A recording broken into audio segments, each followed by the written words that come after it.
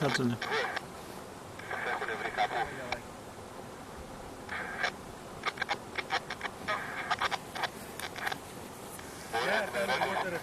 Είναι το πρώτο και το δεύτερο φυλάκι μπροστά από εμάς.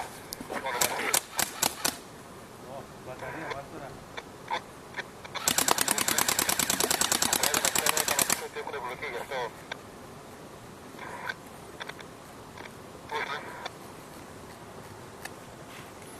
Κάπου λέει πρέπει να αναφέρανε για εμπλοκή.